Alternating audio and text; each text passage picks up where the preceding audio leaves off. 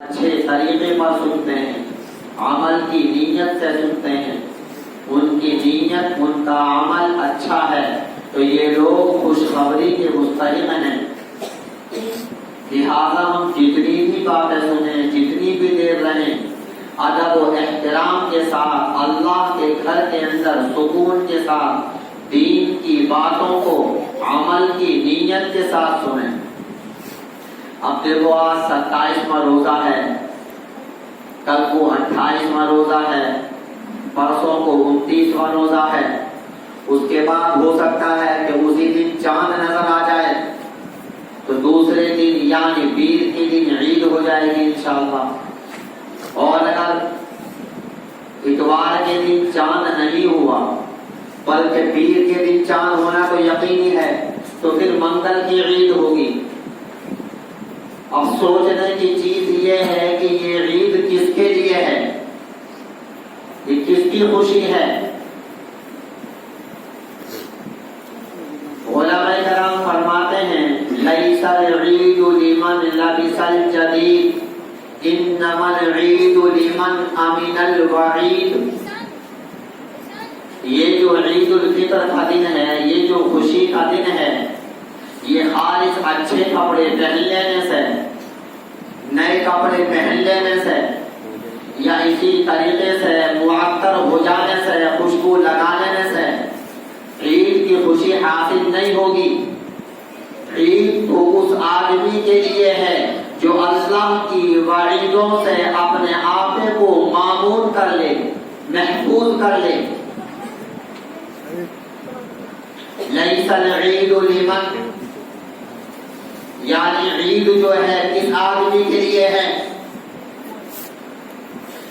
یہ عید خالص کپڑے پہن لینا، معطر ہو جانا اس کے لیے نہیں ہے، دنیا کی زیب و زینت اختیار کر لینا، بلکہ اصلی عید یہ ہے کہ جو آدمی پورے مہینے روزے رکھ کر کے، پورے مہینے اہتمام کے ساتھ، عظمت کے ساتھ روزے رکھے، تراویح کی نماز پڑھے، اللہ کا خوف پیدا کرے، متقی بن جائے، پرہیزگار بن جائے، اس آدمی کی عید ہے۔ یہ جو مہینہ ہے میرے بزرگوں اور دوستوں، یہ ہمارے لیے متقی بننے کا مہینہ ہے۔ یا ایھا الذین آمنوا کتب علیکم الصیام کما کتب علی الذین من قبلکم لعلکم تتقون۔ اے لوگو، یہ جو تمہارے اوپر روزے فرض کیے گئے ہیں یہ خالص تمہارے اوپر نہیں ہیں، بلکہ تم سے پہلے جو امتیں گزری ہیں ان کے اوپر بھی یہ روزے فرض کیے گئے ہیں۔ اور ان کا مقصد کیا ہے؟ ان کا مقصد یہ ہے لعلکم تتقون، تاکہ تم متقی بن جاؤ، پرہیزگار بن جاؤ، اللہ والے بن جاؤ، ہماری زندگی میں تقوی آ جائے، پرہیزگاری آ جائے، ہم اللہ کے نبی علیہ الصلوۃ والسلام کی سنتوں کو تلاش کریں، عمل کریں۔ آج تو ہمارے اوپر فرض نماز کا پڑھنا ہی مشکل ہوتا، تراویح کی نماز پڑھنا مشکل ہوتا ہے۔ یہ میرے بزرگوں اور دوستوں خطرے کی چیزیں ہیں۔ اللہ تعالیٰ نے یہ جو مہینہ دیا ہے ہمارے متقی بنانے کے لیے ہے، تاکہ ہم نیک بنے، اللہ والے بنے، جنتی بنے۔ اور یہ اس وقت میں ہوگا جبکہ عظمت کے ساتھ روزے رکھیں گے، عظمت کے ساتھ اللہ کے کلام کو پڑھیں گے، عظمت کے ساتھ، اہمیت کے ساتھ قرآن کریم کی تلاوت کریں گے۔ یہ نہیں رسمی طور پر کم کرا لیا، رسمی طور پر تراویح کی نماز پڑھنی نہیں۔ ایک موقع پر نبی کریم صلی اللہ علیہ وسلم نے فرمایا ان اولیائی منکم المتقون فإن کنتم تتقون اللہ فأنتم اولیائی وإن کان غیرکم اتقى للہ فہو اولی بی۔ اے لوگوں، صحابہ سے فرمایا کہ میرے دوست کون ہیں؟ اللہ کے ولی کون ہیں؟ میرے دوست وہ لوگ ہیں جو متقی ہوں، پرہیزگار ہوں، جو متقی ہوں گے، پرہیزگار ہوں گے، وہ میرے دوست ہیں۔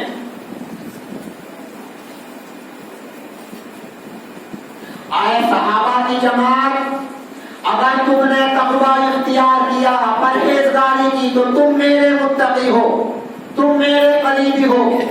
وَإِنْ كَانَ غَيْرَكُمْ، اور اگر تمہارے علاوہ دوسرے لوگوں نے تقوی اختیار کیا تو وہ لوگ میرے دوست ہیں، تم نہیں ہو۔ صاف فرمایا بالکل۔ وَإِنْ كَانَ غَيْرَكُمْ أَتْقَى لِلَّهِ فَهُوَ أَوْلَىٰ بِهِ، تم نہیں ہو۔ اللہ کے دین کے اندر نسبت نہیں ہے، اللہ کے دین کے اندر تقوی ہے، پرہیزگاری ہے۔ جیسے ہمارے یہاں پر ہے، جو رشتہ دار ہے، ہمارا قریبی ہے، اس کو ہم اپنے قریب کر لیتے ہیں۔ جو رشتہ دار نہیں ہے، برادر کا نہیں ہے، اس کو ہم دور کر دیتے ہیں۔ لیکن دین کے اندر یہ چیز نہیں ہے۔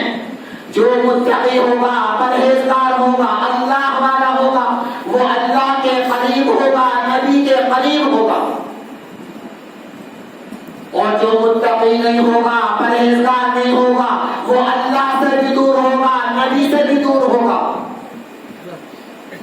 جنت جو ہے متقیوں کا ٹھکانہ ہے، نیک لوگوں کا ٹھکانہ ہے۔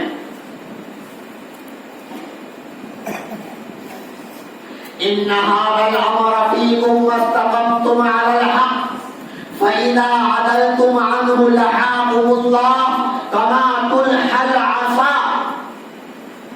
یہ جو میں نے تم کو ایک بات بتائی ہے، اللہ کا ایک نظام بتایا ہے کہ جو متقی ہوگا، پرہیزگار ہوگا، وہ میرے قریبی ہے، اور جو متقی نہیں ہوگا وہ دور ہے۔ یہ کب تک ہے؟ یہ معاملہ اس وقت تک ہے جب تک تم حق پر قائم رہو گے، اللہ کے دین پر قائم رہو گے، اس وقت تک یہ عمل ہے۔ اور اگر تم نے اس سے عدول کیا، اعراض کیا، یعنی عمل نہیں کیا، تو یاد رکھنا اللہ تم کو ایسے چھین دے گا جیسا کہ عصا کو چھینا جاتا ہے، بینٹ جو ہوتی ہے اس کو چھینا جاتا ہے۔ ایک بہت بڑا درخت ہوتا ہے، اس میں سے تختے نکلتے ہیں، ڈنڈی نکلتی ہے، عصا نکلتا ہے۔ اے مسلمانوں، تمہیں بھی ایسا ہی چھین دیا جائے گا۔ اب ہم دیکھیں، ہم روزانہ شکوہ کرتے ہیں، ہمارے ساتھ یہ ہو گیا، یہ ہو گیا۔ کبھی ہم نے غور کیا کہ ہماری زندگی کیسی ہے؟ ہمارے گھرانوں میں، ہمارے بیوی بچوں میں، ہماری مساجد میں، ہمارے بہن بھائیوں میں، ہمارے متعلقین میں کتنا دین باقی ہے؟ دین کا تو میرے بزرگوں اور دوستوں جنازہ نکل رہا ہے۔ اس لیے اصلی چیز یہ ہے کہ ہم دیکھو، اگر جنت کو اپنا ٹھکانہ بنانا چاہتے ہیں، متقی بنے، پرہیزگار بنے، متقی بنیں گے، نیک بنیں گے، تو اللہ تعالیٰ دنیا کو بھی جنت بنا دیں گے۔ ورنہ کیا ہوگا؟ ہمارا گھر یہ ہمارے لیے جہنم بن جائے گا، جیسا کہ بن رہا ہے۔ تو اصلی چیز یہ ہے کہ ہم یہ طے کریں کہ ہمیں متقی بننا ہے، پرہیزگار بننا ہے۔ سب بنیں گے انشاءاللہ۔ بخاری شریف بہت اونچی کتاب ہے، تقریباً سبھی جانتے ہیں۔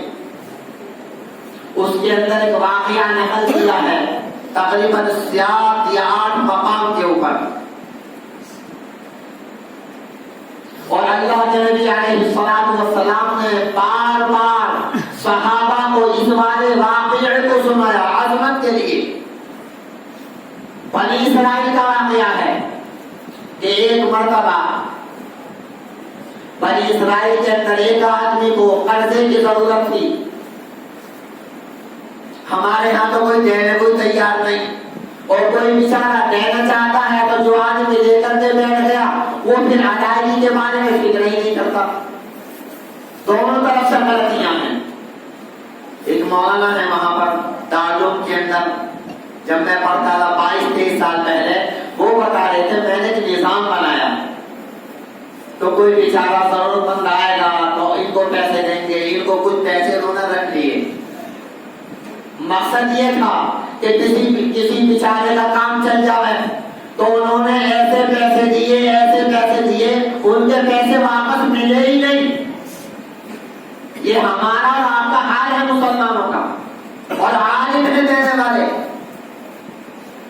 جبکہ قرضے کے دینے کا بہت بڑا ثواب ہے. ما من مسلم یقرض مسلما قرضا مرة الا كان كصدقته مرتين. اگر کوئی آدمی کسی مسلمان کو قرضہ دیتا ہے تو قرضہ دینے کا ثواب 2 گنا ملتا ہے. اگر کوئی آدمی 1 لاکھ روپے کا صدقہ کر دے، اور صدقہ ظاہر سی بات ہے بغیر ربا کے ہوتا ہے، اس کا کوئی بدل نہیں ہوتا.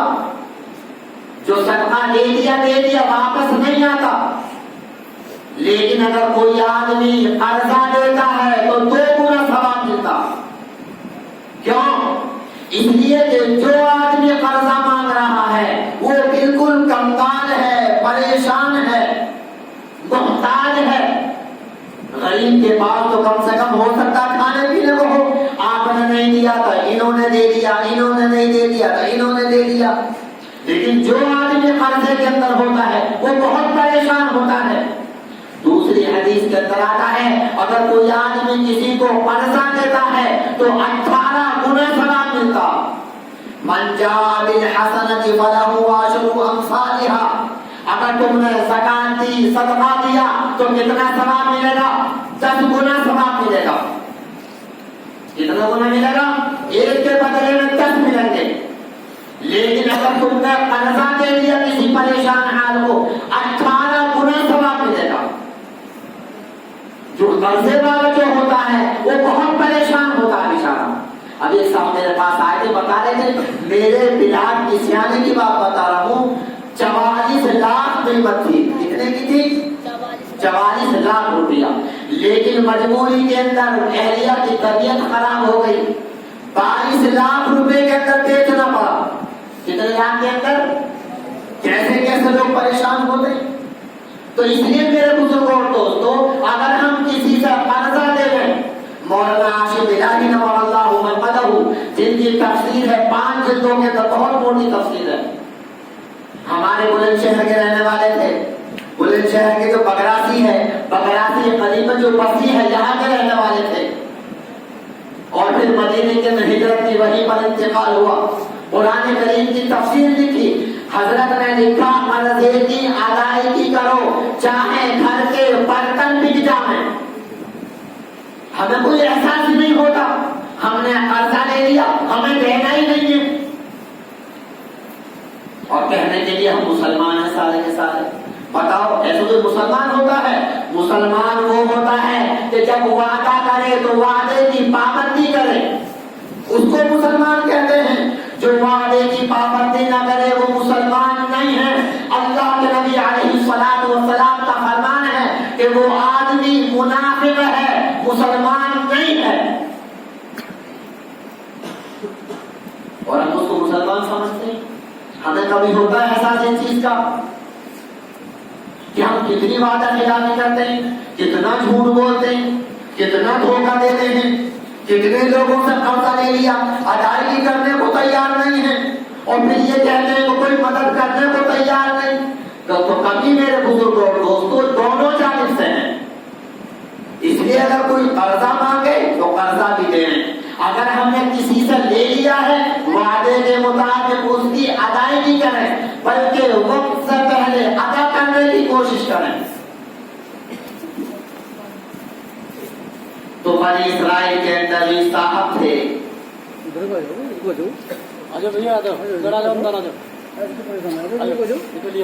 یہ قرضہ لینے کے لیے ہوتا یہ ہے جب اپنوں میں کوئی نہیں ملتا ہے تو آدمی دوسرے شہر میں جاتا ہے. تو یہ دوسرے شہر کا انہوں نے ارادہ کیا.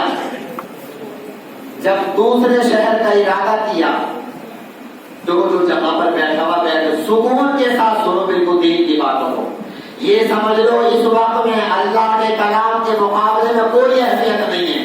مائک لگ رہا ہے، آواز جا رہی ہے، بس اپنی موت کی فکر کرو. ہاں کہ ہم جو یہاں پر بیٹھے ہوئے ہیں کچھ لے کر کے جانا یہاں سے، کچھ حاصل کرنے باقاعدے. پتہ لگا ہم اوروں کے چکر میں لگ گئی.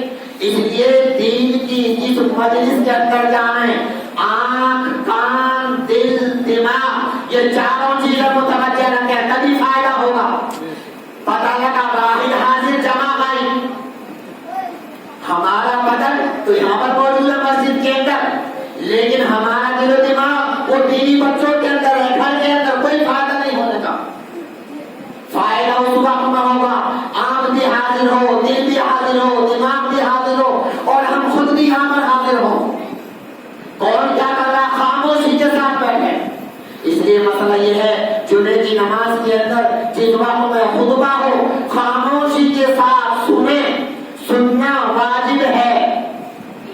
خطبہ چاہے عیدین کا ہو، خطبہ چاہے جمعے کا ہو، خطبہ چاہے نکاح کا ہو. بعض خطبے واجب ہیں، بعض خطبے سنت ہیں. جیسے جمعے کا خطبہ ہے واجب ہے، عیدین کا خطبہ سنت ہے، نکاح کا خطبہ سنت ہے. لیکن سننا ہر خطبے کا واجب ہے. ہر خطبے کا سننا واجب ہے. اب ہم بھی خطبہ دے رہے ہیں آپ کو، اس لیے سنو صحیح طریقے سے بالکل اور عمل کی نیت کے ساتھ سنو. دیکھو تبھی فائدہ ہوگا. پتہ لگا سنا چلے گئے بس کوئی فائدہ نہیں ہونے کا. اللہ کا کلام، اللہ کی باتیں ویسے ہی نہیں ہے. آپ یہ سوچو جس قرآن کریم کی نسبت پر ہم سارے کے سارے یہاں پر جمع ہوئے ہیں وہ کوئی معمولی کتاب ہے. پوری دنیا کے اندر ایسی کوئی کتاب موجود نہیں ہے. کوئی بتا سکتا؟ امریکہ کے اندر، فرانس کے اندر، ہندوستان کے اندر، برطانیہ کے اندر ایک قرآن کریم ہے باقاعدہ. بتاؤ ایک ہی زبان میں پڑھتے نہیں پڑھتے؟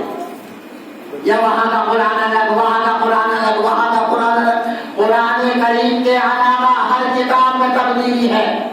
اگر کوئی آدمی بخاری شریف، مسلم شریف پڑھتا ہو دیکھ لینا کہیں نہ کہیں زبر زیر کی کمی مل جائے گی، کہیں نہ کہیں ملے گی. ایک روایت میں یہ نقل کر دیا، کہیں نہ کہیں بھول بولی جاتی ہے. لیکن قرآن کریم کے نازل کرنے والے اللہ ہیں، اس میں کوئی ترمیم نہیں کر سکتا، نہ زبر کی، نہ زیر کی، نہ پیش کی. اب ہم سوچیں اس قرآن کریم کی بنیاد پر ہم یہاں پر بیٹھے ہیں اور پھر ہمیں دل و دماغ کو ادھر ادھر رکھیں تو جہاں پر بھی جائیں بالکل سکون کے ساتھ، عقیدت کے ساتھ، عظمت کے ساتھ دین کی باتوں کو سنیں. انشاءاللہ فائدہ ہوگا اور جب ہمیں فائدہ ہوگا تو ہمارے گھر والوں کو بھی فائدہ ہوگا. جب ہم عمل کریں گے تو گھر والے معلوم کریں گے تمہیں کہاں سے آ رہے ہو، تمہیں اللہ کے دین کی باتوں کو سن کر کے آ رہا ہوں. آج تمہارا عمل، تمہارے قدم، تمہاری پیشانی یہ بتا رہی ہے کہ واقعات تم دین کی مجلس سے آئے ہو. پتہ لگا جیسے بازار کے اندر ویسے ہی مسجد کے اندر ہو رہا نہیں ہو رہا، ایسا کوئی فرق ہی نہیں ہے بالکل بھی. جیسے گھر سے آئے ویسے گھر میں چلے گئے. حقیقت یہ ہے ہماری جو زندگی گزر رہی ہے وہ جانوروں کے مثل ہے. اولئک کالانعام بل ہم اضل. جو لوگ عمل نہ کریں ان کے پاس دل و دماغ ہے، آنکھیں ہیں، کان ہیں، زبان ہے، لیکن عمل کرنے کو تیار نہیں. قرآن کریم کے 90 پارے کے اندر یہ والی چیز موجود ہے. اللہ نے صاف فرمایا جو لوگ ایسے ہوں عمل نہ کریں اولئک کالانعام، وہ لوگ جانوروں کے مثل ہیں بلکہ جانوروں سے بھی بدتر ہیں. بل ہم اضل. اب ہم اپنی زندگی کو سوچیں ہماری کیسی زندگی ہے. اس لیے میرے بزرگوں اور دوستوں دین کی باتوں کو سکون کے ساتھ سننا چاہیے. بالکل بہرحال جب ان کو قرضے کی ضرورت تھی، اپنے شہر میں نہیں ملا، جو بھی حالات ہوں دوسرے شہر کے اندر گئے. دوسرے شہر کے اندر جو جانا تھا وہ دریا کو پار کر کے جانا تھا، تو دریا کو پار کر کے چلے گئے. کچھ صاحب ثروت مال والے وہاں پر آدمی تھے، انہوں نے مطالبہ رکھا کہ بھائی ہمیں قرضے کی ضرورت ہے، 1000 دینار چاہیے. جیسا ہمارے وہاں پر روپیے پیسے ہوتے ہیں تو درہم کہتے ہیں چاندی کے سکے کو، اور دینار کہتے ہیں سونے کے سکے کو. 1000 دینار بہت بڑی قیمت ہے. اب بتاؤ 50-55 ہزار روپے تولا سونا ہے، بتاؤ ایک سکہ کتنے پیسے کا بیٹھے گا؟ کتنی موٹی رقم بیٹھے گی؟ کروڑوں روپے بیٹھے گا، لاکھوں نہیں بیٹھے گا، کروڑوں روپیہ. 1000 دینار. تو انہوں نے مطالبہ کرا، اجنبی آدمی ہے، وہ کہاں سے، یہ کہاں سے، دونوں کا شہر الگ ہے، درمیان میں دریا ہے. انہوں نے کہا کہ میں تمہیں قرضہ تو دے دوں گا، لیکن گواہ کون ہوگا؟ گواہ لے کر کے آئیے. انہوں نے کہا کفا باللہ شہیدا، تمہارے اور میرے درمیان جو گواہ ہیں وہ اللہ ہیں. میں اللہ کو گواہ بنا کر کے تم سے قرضہ مانگتا ہوں. انہوں نے کہا کہ بھائی اللہ تو گواہ ہیں، اس میں تو کوئی شک نہیں ہے، چلو پھر کوئی کفیل لے کر کے آؤ، ذمہ دار لے کر کے آؤ، اگر تم نے نہیں دیے تو میں ان سے مطالبہ کر لوں گا. انہوں نے کہا کفیل کی بات یہ ہے، اللہ نے قرآن کریم کے اندر فرمایا کفا باللہ شہیدا، تمہارے اور میرے درمیان جو کفیل ہیں، جو ذمہ دار ہیں، وہ اللہ ہیں. اللہ کو گواہ بنایا، اللہ کو ذمہ دار اور کفیل بنایا. انہوں نے سمجھا کہ واقعتاً کوئی اللہ والا ہے، ہر چیز میں اللہ کو گواہ بنا رہا ہے، اللہ کو ذمہ دار بنا رہا ہے، اور اللہ سے بڑی کوئی چیز ہے ہی نہیں. چنانچہ اللہ نے ان کی باتوں کا ایسا اثر ڈالا کہ اس آدمی نے 1000 دینار دے دیے. ارے بچوں باتیں مت کرو، خاموشی کے ساتھ سنو. ارے بیٹھتے کیوں نہیں ہو لڑکے، بیٹھو.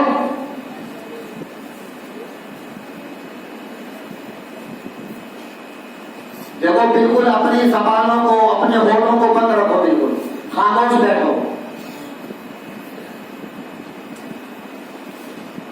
بس ہونٹوں کو بند کر لو بالکل. خیر وہ 1000 دینار لے کر کے شہر میں چلے گئے. ضرورت پوری ہوئی، وعدے کا وقت آ گیا. جو دے دیتا ہے وہ بیچارہ پریشان ہوتا ہے. 1 وعدہ، 2 وعدے، 3 وعدے، گھر کے چکر کٹوا رہے، بھائی صاحب دے دو، بھائی صاحب دے دو، بھائی صاحب دے دو. پھر آدمی دل میں یہ طے کرتا ہے آج کے بعد کسی کو قرضہ دینا ہی نہیں. بتاؤ ہوتا نہیں ہوتا ایسا؟ وہ وعدے کے مطابق دریا پر آئے. اللہ کا نظام، کشتی نہیں ملی. اب دریا کو پار کیسے کریں؟ کبھی ادھر کبھی ادھر، کبھی ادھر کبھی ادھر، بہت پریشان ہو گئے. یہ واقعہ 7 یا 8 جگہ پر بخاری شریف کے اندر ہے. اور بخاری شریف اتنی بڑی کتاب ہے کہ قرآن کریم کے بعد پوری دنیا کے تمام فقہا، تمام محدثین، تمام علماء کا اتفاق ہے کہ قرآن کریم کے بعد اگر حدیث کی کسی کتاب کا مقام ہے تو بخاری شریف کا ہے. اس کا مطلب یہ نہیں کہ اور کتابیں نہیں ہیں، اور کتابیں بھی صحیح ہیں. بخاری شریف سے پہلے کی بھی کتابیں ہیں. یہ بھی غلط ہے کہ ہم بخاری کتاب کو ہی مانیں، یہ بھی غلط مطلب ہے. لیکن ہاں جہاں تک صحت کا مسئلہ آتا ہے، اس اعتبار سے سب سے اونچا مقام بخاری شریف کا ہے. تو اس کے اندر یہ واقعہ 7 یا 8 مقامات کے اوپر ہے. تو وہ جو ساتھی تھے بیچارے، کبھی ادھر کبھی ادھر، ان کو کشتی نہیں ملی، پریشان ہونے لگے کہ بھی آخر کیسے کریں. وعدہ ہو گیا ہے، پریشان تھے. اللہ والے تھے.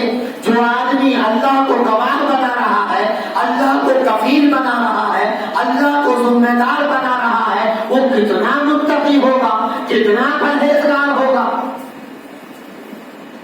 آخرکار جب کوئی کشتی نہیں ملی تو ایک لکڑی ملی، اس کے اندر سوراخ کیا اور 1000 دینار اس لکڑی کے اندر سوراخ کر کے اس کے اندر رکھ دیے اور ایک پرچی رکھ دی، اور پرچی کے اندر یہ لکھا کہ اے دریا، میرے قرضے کے ادا کرنے کے اندر تو حائل ہے،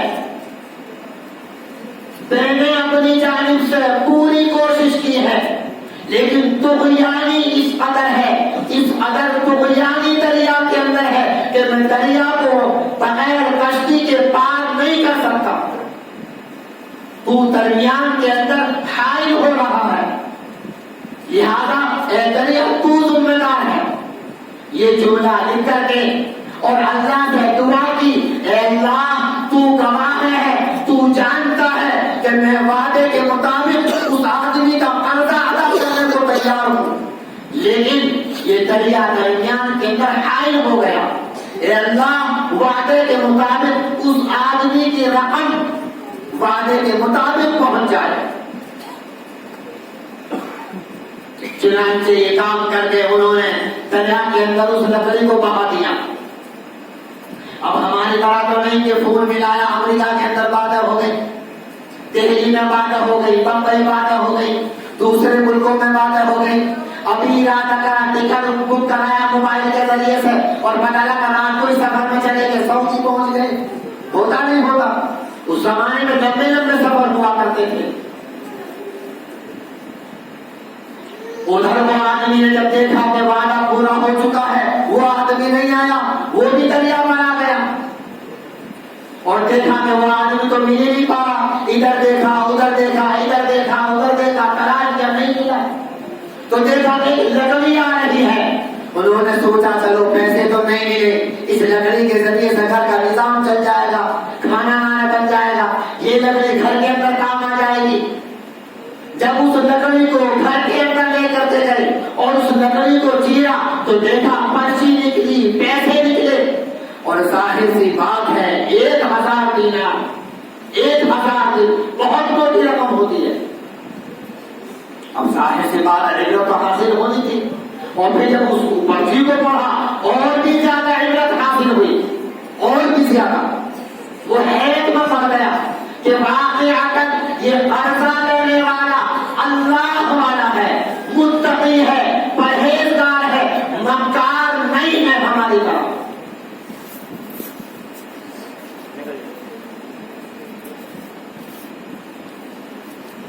اس کے بعد وہ آدمی دوبارہ انتظام کیا پیسوں کا، اور انتظام کر کے پھر دوبارہ کشتی کے پاس آیا، دریا کے پاس آیا، کشتی مل گئی، دوبارہ پھر اس آدمی کے پاس پہنچا اور کہا کہ بھائی دیکھو مجھ سے تاخیر ہو گئی، ایسا ایسا ہوا۔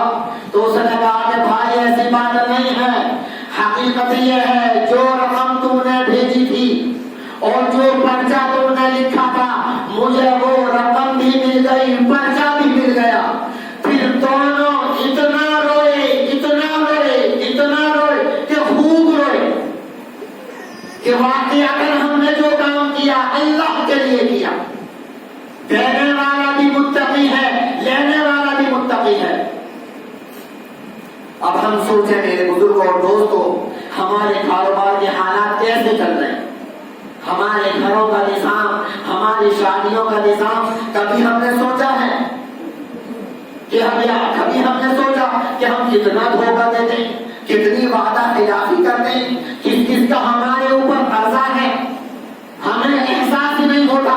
اللہ کے نبی علیہ السلام نے جس آدمی کے اوپر قرضہ تھا، نماز نہیں پڑھائی، خوب سنا ہوگا آپ لوگوں نے، اور آج ہمیں قرضے کی فکر ہی نہیں ہے، بس لے لیا، دینے کا نام و نشان نہیں، بات کو بڑھا رہے، مان بڑھا رہے، وہ بیچارہ بار بار آ رہا ہے، پریشان ہے، ارے بھائی میرا قرضہ دے دو، میں پریشان ہوں، ہم دینے کو ہی تیار نہیں، روزے بھی رکھ رہے، نماز بھی پڑھ رہے، زکات بھی دے رہے، صدقات بھی کر رہے، لیکن جس کا قرضہ ہے، جس کی ہمارے پاس میں امانت ہے، اس کی ہمیں فکر ہی حضرت انس بن مالک رضی اللہ تعالیٰ بارہا فرمایا کرتے تھے کہ اللہ کے نبی علیہ الصلوۃ والسلام کے بیانات کے اندر اکثر یہ چیز شامل ہوتی تھی، کسی بھی موضوع سے متعلق بیان ہو، لیکن آپ فرمایا کرتے تھے لا ایمان لمن لا امانۃ لہ ولا دین لمن لا عہد لہ. جو آدمی امانت دار نہیں وہ مسلمان نہیں، جو آدمی عہد شکنی کرے، وعدہ خلافی کرے، وہ مسلمان نہیں. ہم کتنی عہد شکنی کرتے ہیں، کتنے وعدوں کو توڑتے ہیں، کتنی عہد کے خلاف کرتے ہیں، ہمیں کوئی احساس ہی نہیں ہے. اور پھر بھی ہم کیا کہتے ہیں، ہم مسلمان ہیں، ہم تقوی والے ہیں. یہ میرے بزرگوں اور دوستوں اچھی چیزیں نہیں ہیں. ہم صحیح معنی میں مسلمان بنیں. اگر ہم صحیح معنی میں مسلمان بنیں گے، یقین کرنا لوگ ہمیں دیکھ کر کے ایمان میں داخل ہوتے ہیں. کوئی تصور کر سکتا ہے، سوچ سکتا ہے بہرے میں کہ کیسے کیسے لوگ بیچارے آئے ہوں گے، کیسے ایمان کو حاصل کیا ہوگا. گاؤں ہے بھائی، سوچیں نا کیسے کیسے لوگوں نے قربانیاں دی ہوں گی، کتنے متقی ہوں گے، کتنے پرہیزگار ہوں گے. ظاہر سی بات ہے کہ دین یہاں تو تھا نہیں. قرآن کریم کا نزول کہاں پر ہوا؟ مکے کے اندر ہوا، مدینے کے اندر ہوا نہیں ہوا. ہمارے نبی علیہ الصلوۃ والسلام وہیں تو رہے ہیں زیادہ تر. 13 سال تقریباً مکے کے اندر رہے، 10 سال تقریباً مدینہ منورہ کے اندر رہے. وہیں پر قرآن کریم کا نزول ہوا، لیکن ہمیں کوئی احساس ہی نہیں ہے. حضرت نظام الدین اولیاء نور اللہ مرقدہ، جن کو تقریباً پوری دنیا جانتی ہے، نظام الدین جہاں پر مرکز نظام الدین اب بن گیا ہے، کتنے متقی آدمی ہیں، پرہیزگار آدمی ہیں. حضرت گنگوہی نور اللہ مرقدہ نے لکھا ہے کہ عالم جو بنتا ہے 36 سال کے اندر بنتا ہے. عالم کتنے دن میں بنتا ہے؟ 36 سال کے اندر. 12 سال پڑھنے کے، 12 سال پڑھانے کے، اور 12 سال شیخ کامل کی صحبت میں رہنے کے. کسی اللہ والے کی جوتیوں میں رہنے کے. جب آدمی کسی اللہ والے کے پاس رہے گا تب صحیح معنی میں عالم بنے گا. جیسے کہتے نہیں کہتے کہ بھائی تم نے انٹر کر کے گھما، جو ڈاکٹری میں جا کر MBBS کی ڈگری کر لی، تو اور کیا MD، تو چلو بیٹھو. نہیں، ابھی تو ہمیں ڈاکٹروں کے پاس رہنا پڑے گا. کہتے نہیں کہتے اسپتالوں میں رہنا پڑے گا. تم نے MD کی ڈگری کر لی، MBBS کی ڈگری کر لی، انگلش میں خوب مہارت حاصل کر لی، لیکن اپنے استاد کے پاس رہنا پڑے گا. آدمی وکیل بنتا ہے، ڈگری حاصل کر لی، لیکن استاد کی صحبت میں رہنا پڑے گا. اسی طریقے سے میرے بزرگوں اور دوستوں، جو آدمی نیک بننا چاہتا ہے، متقی بننا چاہتا ہے، تو کسی اللہ والے کی خدمت میں رہنا پڑے گا. بغیر صحبت کے نہیں بن سکتا. یہ جو صحابہ کا مقام بنا ہے، کیسے بنا؟ یہ صحابہ کا مقام ایسے ہی بنا کہ نبی کریم صلی اللہ علیہ وسلم کی صحبت ملی. اللہ کے نبی کی صحبت میں صحابہ کرام رہے ہیں، قربانیاں دی، مجاہدہ کیا، اور پھر کیا ہوا؟ یہ ہوا آج بھی ہم ان کا نام لیتے ہیں. اور اتنا مبارک نام ہے، اتنا مبارک نام ہے. جب آپ حدیثوں کو پڑھیں گے تو اس میں روایات کو نقل کرنے والے جو محدثین ہوتے ہیں ان کی باقاعدہ تحقیق کی جاتی ہے.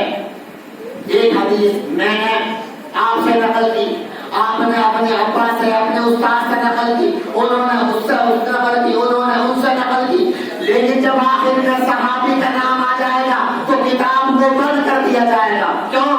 اب صحابی کی تحقیق نہیں ہوگی. صحابی تو مقبول ہیں، رضی اللہ عنہم ورضوا عنہ.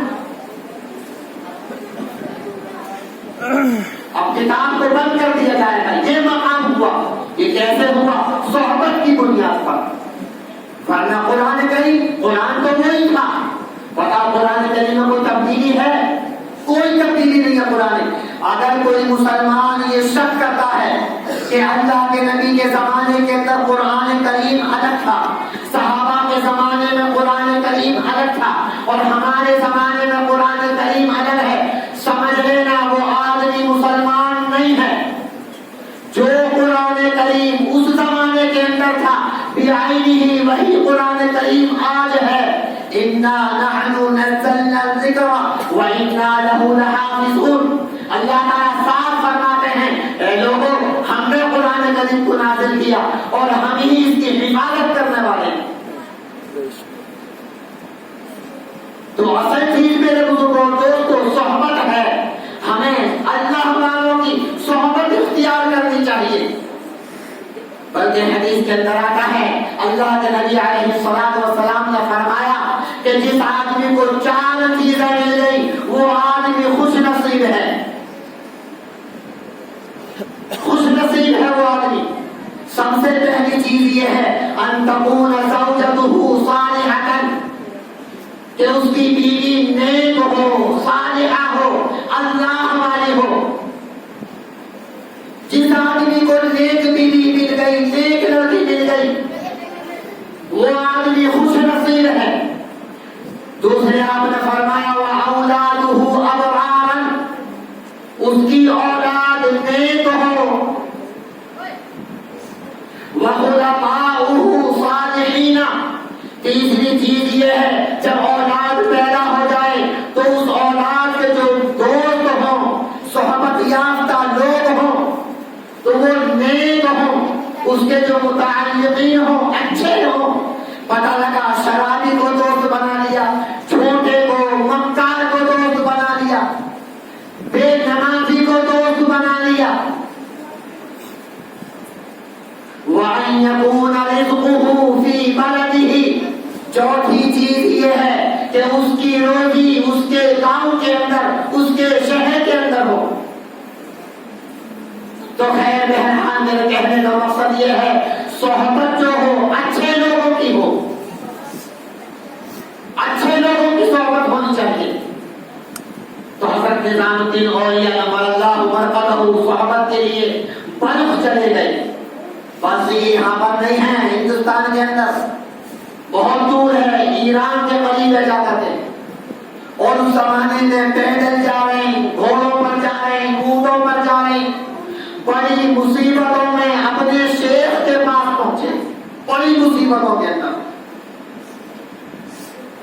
اور آج تو بہت ہموار ہیں، گرمی، سردی، برسات، کتنا پرخطر زمانہ ہوگا۔ لوگ کافروں کو لوٹ لیا کرتے تھے، رات میں بھی سفر، دن میں بھی سفر، بڑی مشقتیں تھی میرے بزرگوں اور دوستوں اس زمانے کے اندر۔ لیکن جس آدمی کے دل کے اندر طلب ہوتی ہے، شوق ہوتا ہے، جیسے آج ہمیں دنیا کی طلب ہے، ہم بیوی کو، بچوں کو چھوڑ کر بتاؤ امریکہ جاتے نہیں جاتے، لندن جاتے نہیں جاتے، دہلی جاتے نہیں جاتے، خوب جاتے، لیکن دین کے لیے ہمارے پاس وقت ہی نہیں ہے۔ اگر کہتے بھائی 3 دن لگا لو، نہیں وقت ہی نہیں ہے، چلا لگا لو، وقت ہی نہیں ہے، 4 مہینے لگا لو، وقت ہی نہیں ہے۔ اور جب موت آئے گی سب وقت نکل جائے گا، پھر تو وقت ہی وقت ہے۔ مولانا ذوالفقار صاحب بہت بڑے عالم ہیں دنیا کے، انہوں نے لکھا ہے کہ قرب قیامت کی علامتوں میں سے ایک علامت یہ ہے کہ اچانک موت عام ہو جائے گی، اچانک موت۔ اب دیکھ لیں، کھانا کھا رہے ہیں، اٹیک ہوا اور انتقال، ایکسیڈنٹ ہو گیا، انتقال۔ ارے کل تو ہماری باتیں ہوئی تھی، تو کیا ہوا؟ تو دل کا دورہ پڑ گیا، انتقال۔ بتاؤ ہو رہا نہیں ہو رہا؟ قرب قیامت کی اکثر علامتیں وجود کے اندر ہیں۔ لوگ ماں باپ کی نافرمانیاں کریں گے، بتاؤ ماں باپ کی نافرمانی کر رہے نہیں کر رہے؟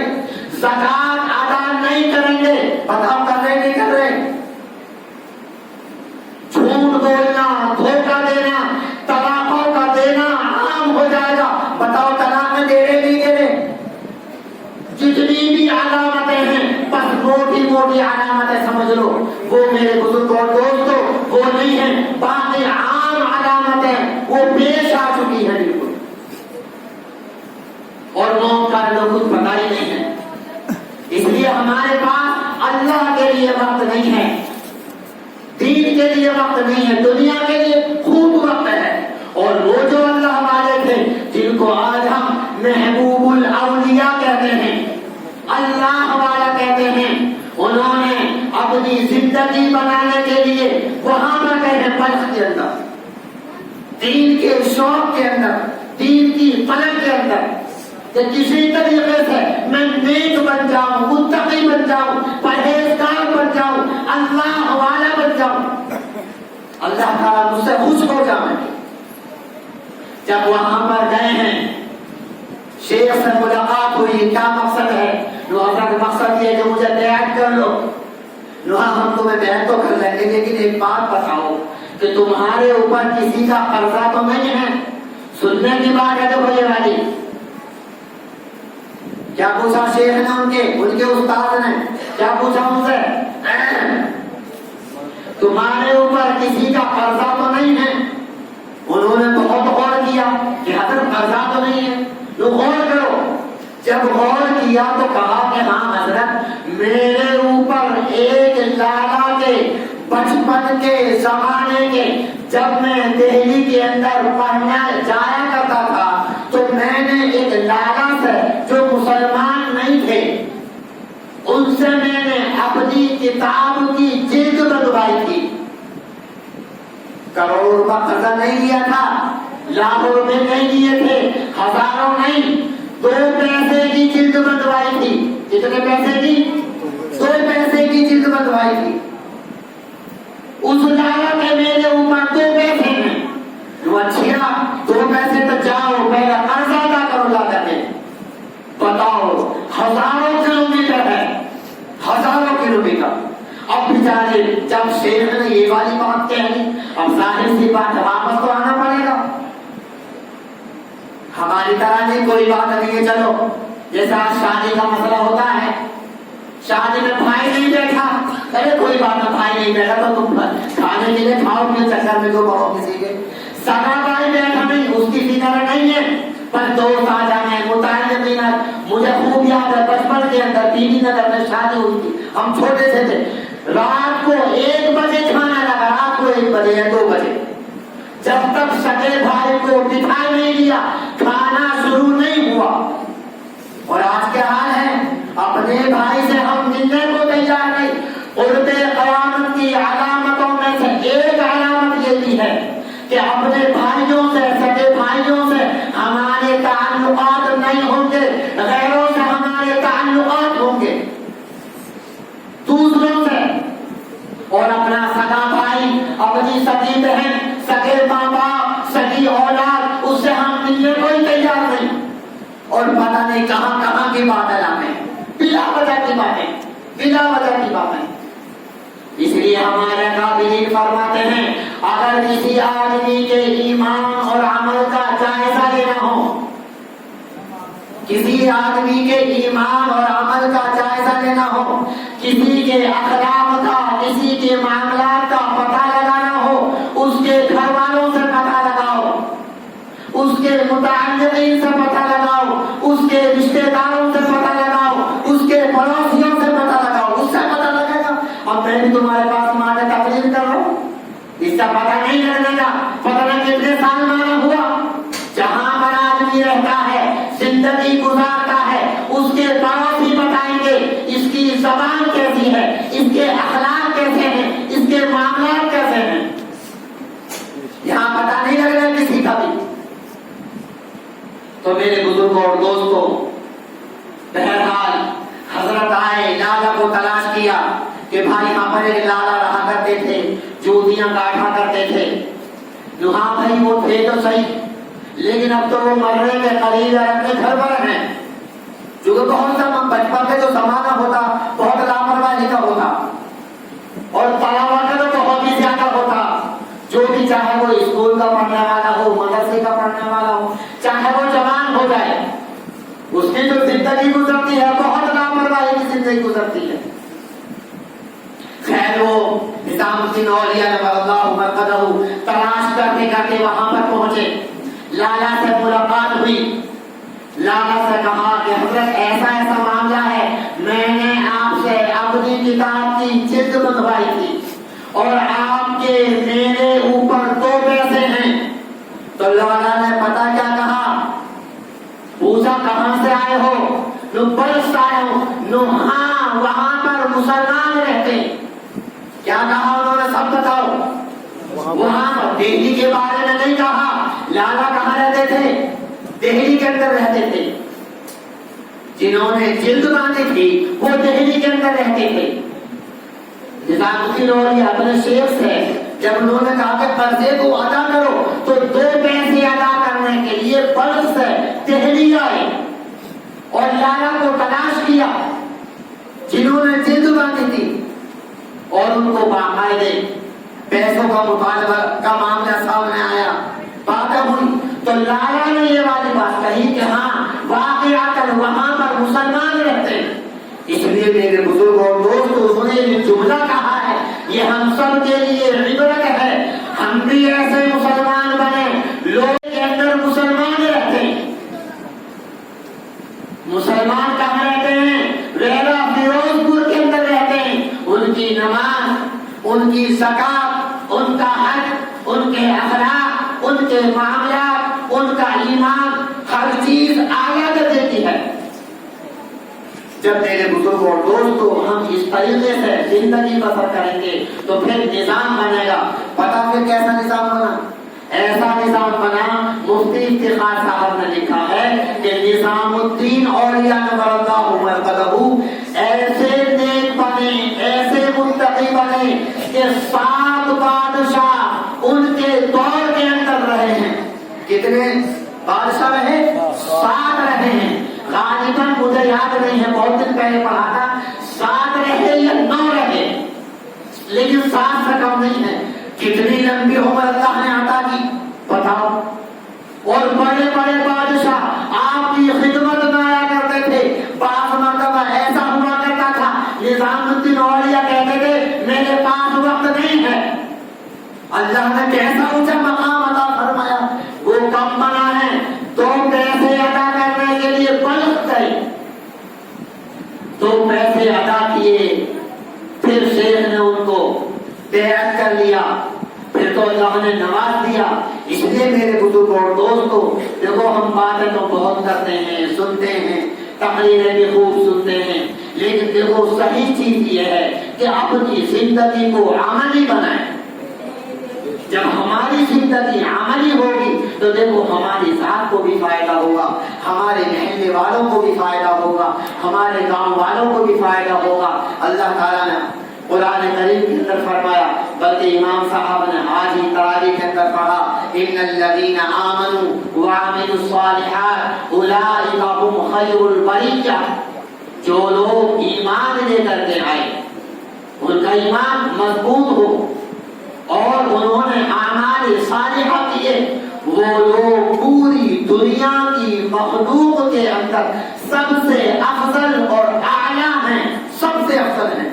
اس لیے میرے بزرگوں اور دوستوں، ہم اپنی عملی زندگی بنائیں، اپنے ایمان کو بھی مضبوط کریں اور اپنے یقین کو، اپنے اعمال کو مضبوط کریں گے تو انشاءاللہ تعالی ہماری دنیا بھی بنے گی اور ہماری آخرت بھی بنے گی۔ اللہ تعالیٰ مجھے بھی اور آپ کو بھی عمل کرنے کی توفیق عطا فرمائے اور ہماری نسلوں میں علماء فضلاء دین کے داعی پیدا فرمائے۔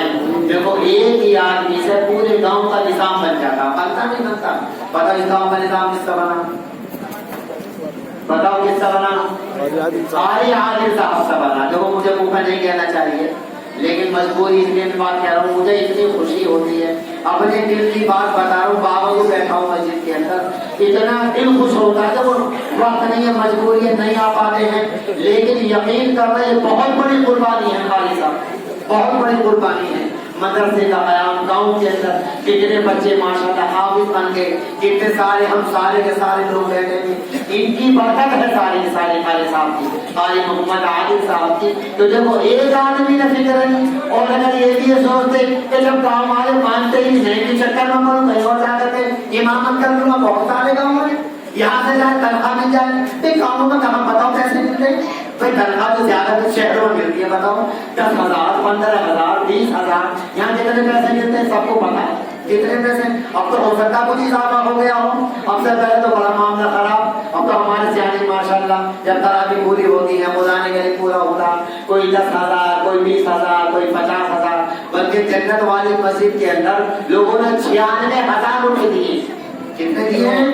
ہاں میں نے تو کہا تھا اس بارے میں جو ایک وقت آتا ہے امام صاحب خدمت کرتے ہیں, قربانیاں دیتے ہیں, اور اگر وہ ہم سے مطالبہ نہیں کر رہے ہیں تو دیکھو ہماری ذمہ داری ہے, ہم سارے کے سارے بیٹھے میں سوچ رہے ہیں کہ ہمارا 4,000 روپے 5,000 نہ بتاؤ گھر کا نظام چل جائے گا. سوچے ہم سارے کے سارے, افطار کا بھی ہے, سحری کا بھی ہے, کھانے کا بھی ہے, شادی بیاہ کا بھی ہے, مکان بنانے کا بھی ہے, کتنے سارے اخراجات ہیں, پھر حالی بیمار کتنے سارے خرچے ہوتے ہیں بتاؤ. اس میں پتہ کہاں کے فتوے لے جاتے ہیں پتہ نہیں. ارے بھائی ادھر کے بھی فتوے ہیں ادھر کے بھی فتوے ہیں, ہم تو کہتے ہیں بعد میں دے دینا, پورا سال پڑا ہوا ہے.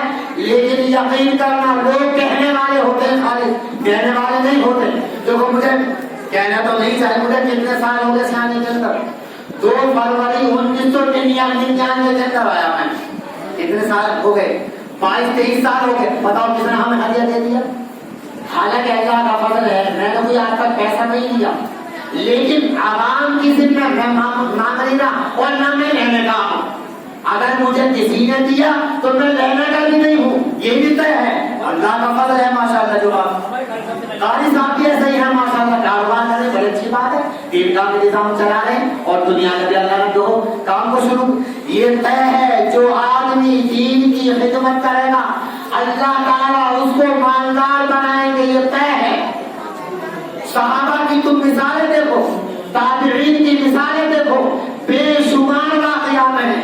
ایک بات کو بتاؤ, اگر ہم اللہ کے دین کی خدمت کریں گے تو بھلا ہم کیسے محتاج بن جائیں گے؟ سمجھنے بات نہیں آتی. ایسا نہیں ہو سکتا. آپ اپنے بچوں کو حافظ بنائیں, عالم بنائیں, متقی بنائیں, پرہیزگار بنائیں, انشاءاللہ تعالی ہر لائن کی خدمت ہوگی, ہر لائن کی انشاءاللہ. تو اللہ تعالیٰ مجھے بھی آپ کو بھی عمل کرنے کی توفیق عطا فرمائے. اور دیکھو علماء کی ہم خوب خدمت کریں, پورا سال پڑا ہوا ہے, ہدیہ دیں, ہے نا, ہاں ہدیے کا لین دین کریں, جو بھی موقع ہو بہرحال اپنے اماموں کی علماء کی خدمت کرنی چاہیے. اللہ تعالیٰ مجھے بھی آپ کو بھی عمل کرنے کی توفیق عطا فرمائے, اور خاص طریقے سے کہنے سے زیادہ عمل کی توفیق عطا فرمائے. دیکھو میرا گلا بیٹھا ہوا تھا, مجھے عید کی نماز لوگوں کو پڑھانی ہے انشاءاللہ, حالانکہ دیکھو میرا ارادہ نہیں تھا, لیکن بہت دن سے میرے دل میں تمنا تھی جیسا آنے کی. قاری صاحب بار بار کہتے تھے جیسے کے موقع پر استاد حدیث ہے, ہم بھی کہہ رہے تھے, لیکن آج ارادہ کر ہی دیا انشاءاللہ. 1-2 روز پہلے امام صاحب کہتے بیچارے, تو میں نے کہا انشاءاللہ کا آنا ضرور ہے. حالانکہ میں نے اور جگہوں پر دیکھو منع کر دیا, میں نے صاف کہہ دیا کہ دیکھو مجھے وہاں پر آج بھی کہہ دیا سیاح پورا ہو رہا, میں نے صاف کہا دیکھو مجھے پہلے جانا, مجھے کہیں اور نہیں جانا. تو اللہ تعالیٰ ہم سب کو عمل کرنے کی توفیق عطا فرمائے. آپ کی محبت دیکھو آنا ہوا ہے, لیکن دیکھو اصلی محبت یہ ہے, دیکھو ہم قرآن کریم کے مطابق اپنی زندگی گزاریں.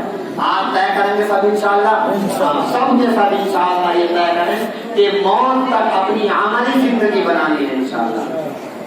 دعا کرنے والے سب آپ بھی دعا کرواؤ گے, آئے آ جاؤ.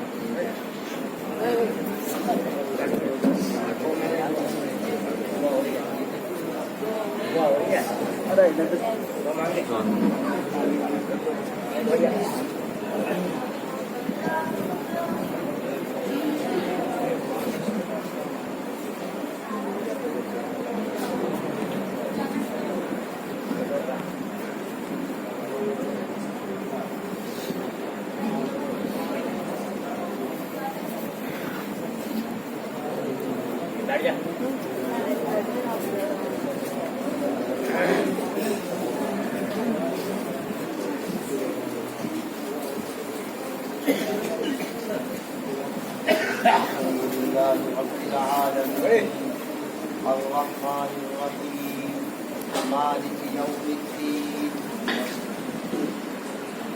إياك نعبد وإياك نستعين إياك نعبد وإياك نستعين اهدنا الصراط المستقيم اهدنا الصراط المستقيم صراط الذين أنعمت عليهم غير المغضوب عليهم ولا الضالين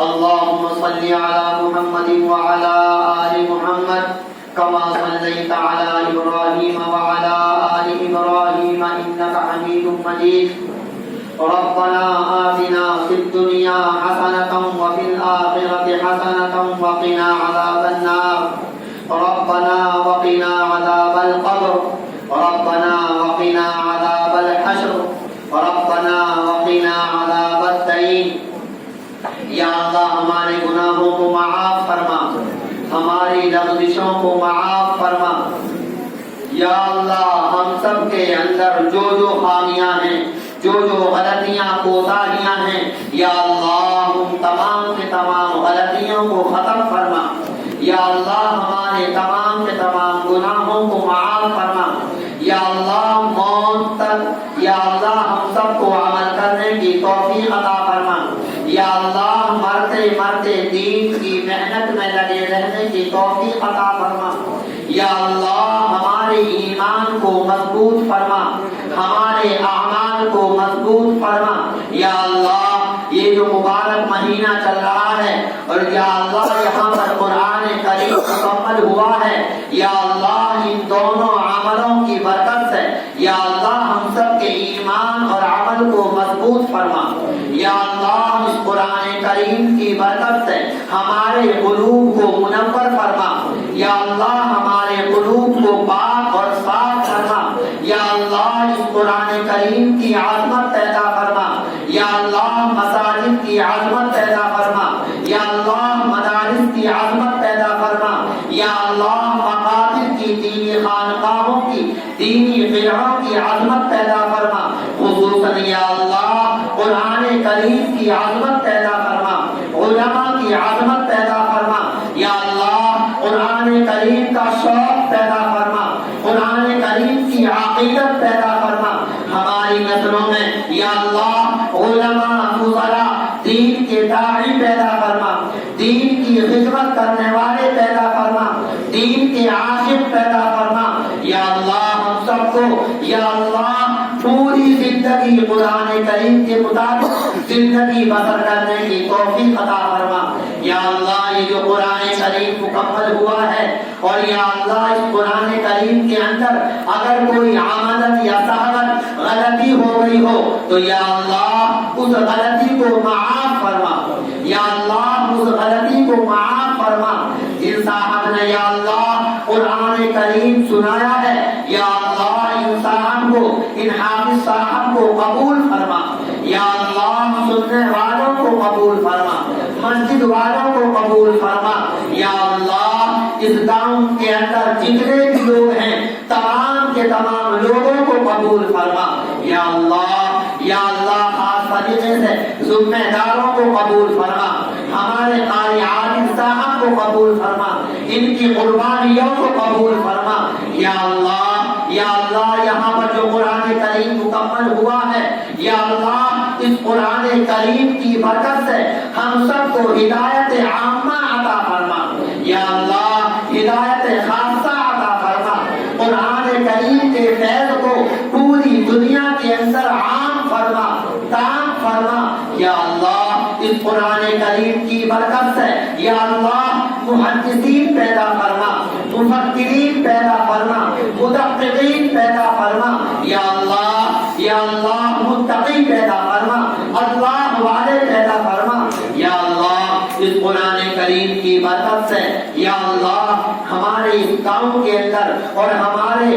خصوصاً ملک کے اندر یا اللہ دین کی فضا کو عام فرما یا اللہ ہمارے ملک کی حفاظت فرما یا اللہ ہمارے ملک ہندوستان کے اندر بہت سارے لوگ فتنہ پیدا کر رہے ہیں یا اللہ ان سب کو ہدایت فرما۔ یا اللہ وہ لوگ ہم کو دہشت گرد کہتے ہیں، یا اللہ غدار کہتے ہیں، یا اللہ بے وفا کہتے ہیں، لیکن یا اللہ تو خوب جانتا ہے کہ جب ہم لوگ یہاں پر آئے تھے تو کتنے لوگ تھے، اور آج ہم نے دین کے اوپر محنت کی ہے، دین کے اوپر قربانیاں دی ہیں، ہماری کتنی قربانیاں ہیں، لیکن یہ لوگ فتین جو لوگ ہیں، یا اللہ ہماری قربانیوں کو نظر انداز کر کے یا اللہ ہماری قربانیوں کو پسے پشت ڈال کر کے ہمیں دہشت گرد کہتے ہیں۔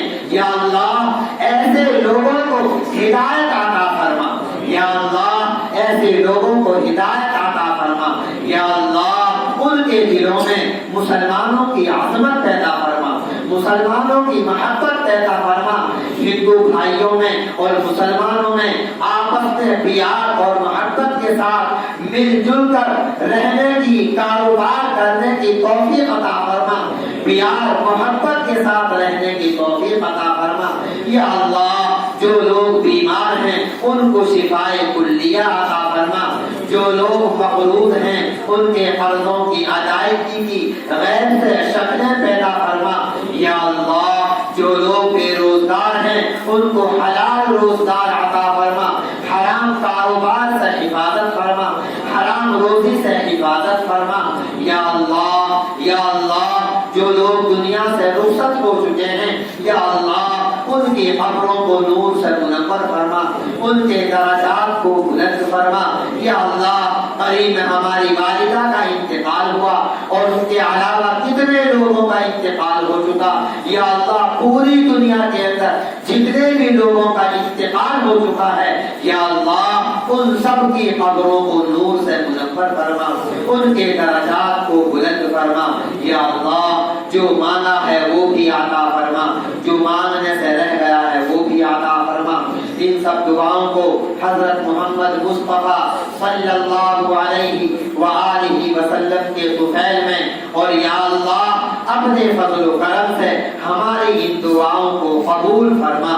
ربنا تقبل منا انك انت السميع العليم وتب علينا انك انت التواب الرحيم اجمعين برحمتك يا ارحم الراحمين۔